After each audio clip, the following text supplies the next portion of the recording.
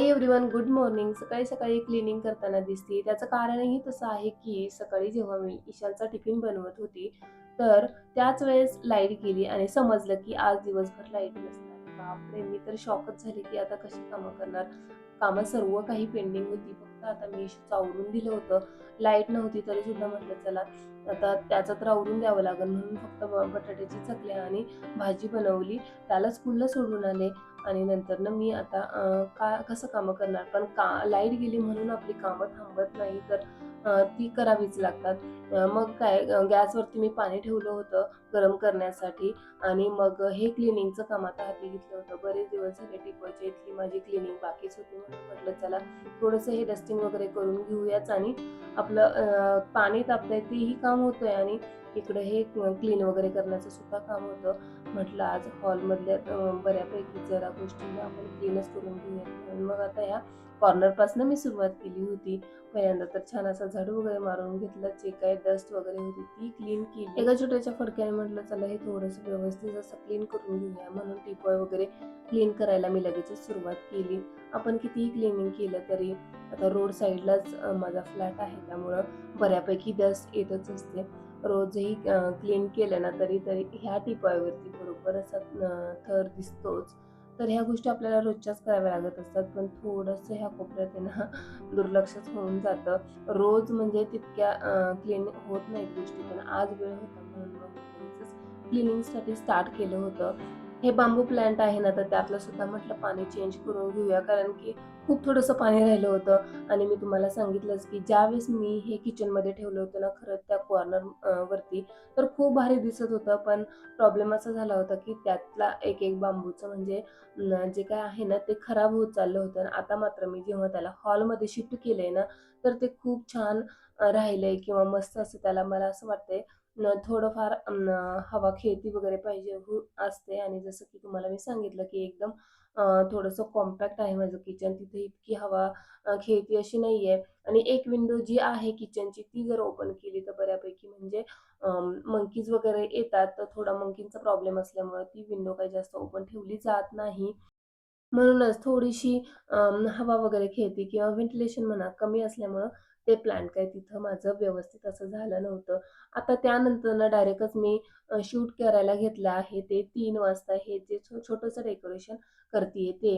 त्याआधी स्वयंपाक झाला, किचन वगैरे क्लीनिंग सर्व काही झालं होतं आणि मी थोडंसं आज झोपले सुद्धा होते, कारण की हे घरी होते रियानला सांभाळायला. त्याच्यामुळे एवढं काही टेन्शन नव्हतं मला.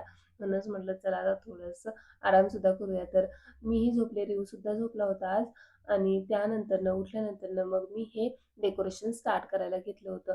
कारण की म्हणजे मी सांगितलं ना जसं की मला डेकोरेशनची किंवा फोटोशूटची खूप जास्त आवड आहे. त्याप्रमाणे चला म्हटलं आपण व्हॅलेंटाईन डे येतोय, तर त्या स्पेशल असं काहीतरी वेगळं असं युनिक डेकोरेशन करून त्यासोबत रिविशनचे छान-छान फोटो काढूयात आणि त्यांचेही काढतोय तोपर्यंत म्हणजे त्यांच्यासोबत आपले सुद्धा होऊन जातात 1-2 क्लिक तर अशा सहजच.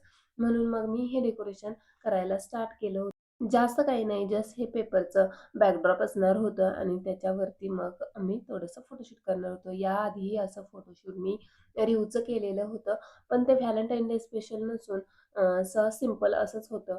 तर प्रत्येकालाच असं फोटोशूट वगैरे करायला खूप जास्त आवडत असतं. पण प्रत्येक वेळेस आपण फोटो शॉपमध्ये जाऊन फोटो काढणं म्हणा, हे शक्य होत नाही किंवा तेवढे पैसे आपण वेस्ट म्हणजे करू नाही शकत. म्हणून मग त्या गोष्टी थोड्याशा मागं राहून जातात. हौस तर खूप जास्त असते आपल्याला, पण मला असं वाटतं की ती हौस आपण घरच्या घरी सुद्धा अशी कंप्लीट करू शकतो. छान म्हणजे बॅकड्रॉप तर काही ईझी आहे. त्याच्यासाठी जास्त काही असं टेन्शन नव्हतं. फक्त घरचे जे काय पेपर असतात ना न्यूजपेपर, तर त्याचंच हे बनवायचं होतं आणि हे पेपरसुद्धा मी माझ्या एका फ्रेंडकडनं घेतले होते. माझ्याकडं काय पेपर वगैरे येत नाही, तर तिला मागितल्यावर तिने मला ते आणून दिले होते. तर त्याचं आता हे इथं बॅकग्राऊंड सेटअप करण्याचं काम माझं चालू आहे आणि हेल्पला असं कुणी नव्हतं. त्यामुळं मग मी माझं रियान हे सर्व झोपले होते, त्यामुळं त्यांची मध्ये लुडबुड नव्हती. माझं मी एकटी करतीये आणि कोणाची मला तर असं वाटतं जास्त लुडबुड नसली ना कामं थोडी फटाफट होऊन जातात. नाहीतर रिव्हिजन असलं की मला हे करू दे, मला ते करू दे, मला ह्या गोष्टींमध्ये ना माझा खूप जास्त वेळ जातो आणि त्यांना पाहत-पाहत थोडंसं काम करणं किचकट होऊन जातं. एकदम कमी खर्चात होणारं हे फोटोशूट आहे. तुम्हालाही जर आवडलं ना, तर तुम्ही सुद्धा नक्की ट्राय करा आणि अफोर्डेबल आहे. आपण आपल्या मोबाईलमधनं मस्त छान-छान फोटोज क्लिक करू शकतो. असं नाही की कॅमेराच हवा किंवा काय.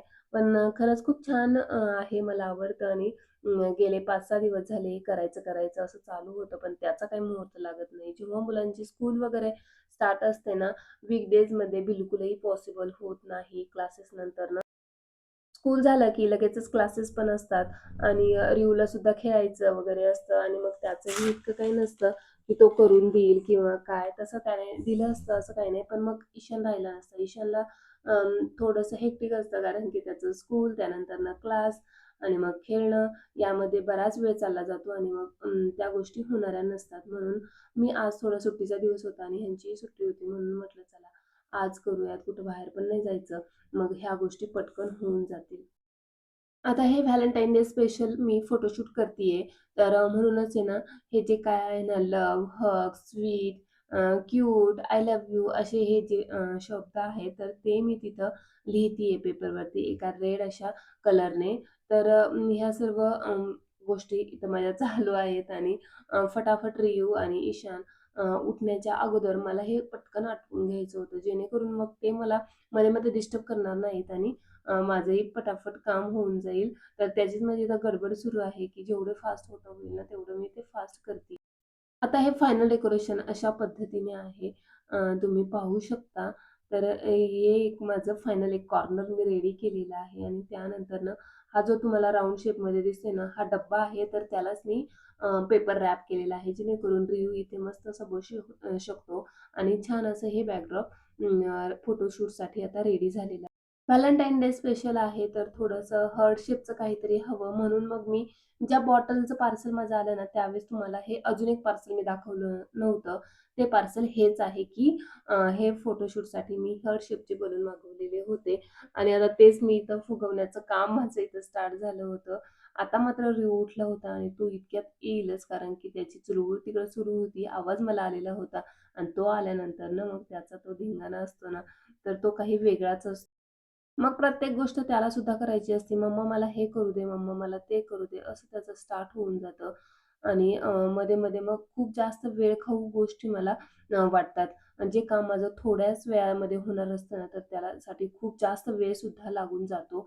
तर अशा पद्धतीने आता रियान आलेला होता. मध्ये-मध्ये त्याचं सुरू होतं आणि माझं इथं हे फायनल जे काही डेकोरेशन तुम्हाला दिसतंय बॅकग्राऊंडला ते झालेलं आहे. मला इथं छोटासा बुके बनवायचा होता, पण तो मला काही जमला नाही. आणि खूप जास्त गडबड झाली. हा बुके बनवताना मला इतके जास्त एफर्ट्स घ्यावे लागले. म्हणजे मला जी शांतता हवी होती ना, ती बिलकुल नव्हती. रिव्हिजन मध्ये-मध्ये करत होते. चॉकलेट वगैरे त्यांना दिसल्या होत्या. त्याच्यामुळे त्यांनाही त्या गोष्टी हव्या होत्या. पण माझं होतं, की यार फोटोशूट झाल्यावर मी तुम्हाला देतेच. पण त्यांचं होतं, नाही मला आत्ताच पाहिजे, मगच पाहिजे. त्यामुळे पूर्ण डिस्टर्ब झाले होते आणि खरं तर असे डिस्टर्ब झाल्यानंतर आपल्याला बिलकुलही कामं जमत नाही किंवा सुचत नाही. हे बऱ्याच वेळा घडतं आणि जे काही मी फ्लॉवर काल घेऊन आले होते ना, त्यामध्ये रेड रोजचा सुद्धा एक बंच आणला होता, जो की मला ₹100 मिळाला होता. बाकी पिंक वगैरे होते ते 300 आणि हे जिप्सीचं 300 असं इतकं रुपयांचे ते फुलं होते.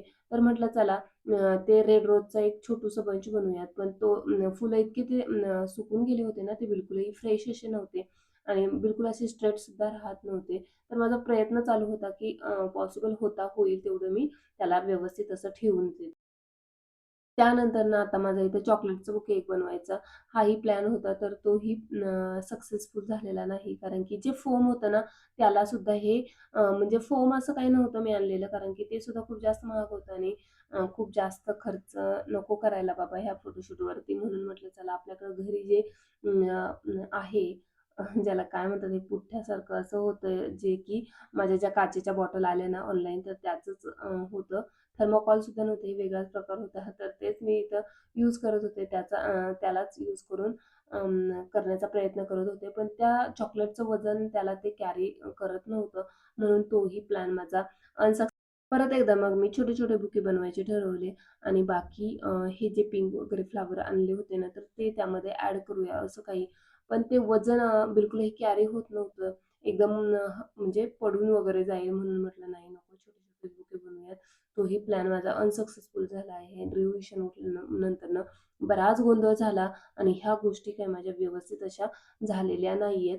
तर अशा पद्धतीने माझं इथं एवढी गडबड चालू होती. रिया आणि ईशान मात्र रेडी होऊन आले होते फोटोशूटसाठी आणि माझंच बाकी होतं, की मला हा बुके काही जमत नव्हता आणि त्यांची मध्ये-मध्ये कलकल सुरू होती. त्यामुळे मी आणखीनच जास्त फ्रस्ट्रेटेड झाली होती आणि फायनली कसं तरी मी हे सगळं पॅकअप केलं. तुम्हाला दिसते तसा हा फायनल आमचा सेटअप झाला होता आणि आता मात्र टर्न होता रिव्ह्यूचं.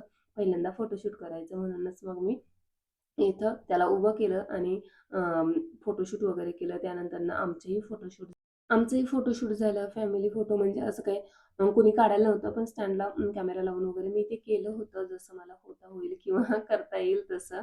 आणि अशा पद्धतीने आजचा हा दिवस माझा गेलेला आहे. फोटोशूट म्हटलं की खूप जास्त हेक्टिक होऊन जातं. आता जेवढं तयारी करायला वेळ लागली नाही ना, त्याच्यापेक्षा खूप कमी वेळ मला आता हे सर्व आवरायला लागणार होतं. तर तीच माझी इथं आवराआवर चालली होती. पण रियांचं असं होतं की नाही आपल्याला बाहेर जायचंय आणि चला लगेचच. तर हा रियान मागत होता स्लाईम. त्याला स्लाईम पाहिजे होतं. 2-3 दिवस झाले.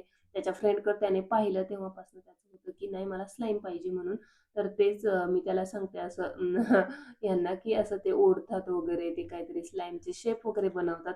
ते तसं त्याला काहीतरी पाहिजे आणि त्याच्यासाठी त्याची रडारड सुरू झाली होती. मग ते घेऊन आलो. शॉपला गेलो, ते घेऊन आलो आणि त्यानंतरनं मग माझं स्वयंपाकाचं आता इथं सुरू झालेलं आहे. स्वयंपाकात काय बनवायचं? तर मी आज बनवणार होती शेवग्याची भाजी. त्याचंच माझं इथं प्रिपरेशन स्टार्ट झालं होतं. सोबतच ईशानसुद्धा होता. त्याचं थोडं स्पेलिंग लर्न करणं करत होती मी आणि रिऊ आणि त्याचे डॅडा मात्र कार वॉश करायला गेले होते. त्याच्यामुळं रिऊ आणि ईशान एकत्र नाही म्हटल्यावर मग त्यांचे काय भांडणं वगैरे नव्हते. थोडीशी शांतता होती घरात आणि रिऊही खाली होता. ईशान इकडं स्टडी करतोय आणि माझं इकडं स्वयंपाक स्टार्ट झालेला होता. लाईट आलेली होती 3 ते 4च्या दरम्यान असं काहीतरी आली होती. त्याच्यामुळं थोडंसं आता बरं वाटत होतं. नाहीतर सकाळी अक्षरशः आपली कुटून जी असते ना खलबत्त्यामध्ये तशा टाईपमध्येच मी भाजी बनवली होती. तर आता मात्र लाईट होती त्याच्यामुळं मिक्सरचा यूज करून पटकन माझं काम झालं होतं. इतक्या गोष्टी चेंज होऊन जातात ना, आपली लाईफ इतकी चेंज होऊन गेली आहे आणि जी की खूप जास्त अशी डिपेंड झाली आहे. पहिल्या काळात ह्या गोष्टी नव्हत्या. तर त्या बायकांना पाट्या, वरवंटा त्याच्यावरतीच वाटण वगैरे जे काही होतं तर ते वाटावं लागायचं. त्यांना अशी लाईटीची वगैरे वाट पाहत बसत नव्हत्या. पण आता मात्र आपण असं आहोत की लाईट येणार, मग बघूया, मग करूया, तिचा वेट करणार. ह्या गोष्टी होऊन जातात आणि तितका वेळ खरं नसतो. तर आता लाईट आली होती तर मग मी पटकन वाटण वगैरे करून घेतलं पहिले आणि आता ही भाजी वगैरे शिजत घातली आणि त्यानंतरनं मला चपाती बनवायची होती. तर भाजी एका साईडला शिजत घातली आणि आता माझं सुरू झालं होतं चपाती बनवण्याचं काम. दुसरं तर काही बनवणार नव्हते. सकाळची थोडीशी भाजी होती आणि जो काल ठेचा पण बनवलेला ना मी, तर तोही थोडा होता. त्यामुळे एवढं काही टेन्शन नव्हतं. आता सोबत ईशान होता. त्याच्याशीच बोलत-बोलत माझा इथं हा स्वयंपाक सुरू झाला होता. अशा पद्धतीने हे माझं फोटोशूटचं आणि आजचा हा दिवस गेलेला आहे. कसा वाटला नक्की कमेंट करून सांगायला विसरू नका. चला तर या क्लिपसोबत मी आजचा हा दिवस इथेच संपवते. भेटूया अशाच एका नवीन आणि इंटरेस्टिंग ब्लॉगमध्ये. तोपर्यंत bye and take care friends.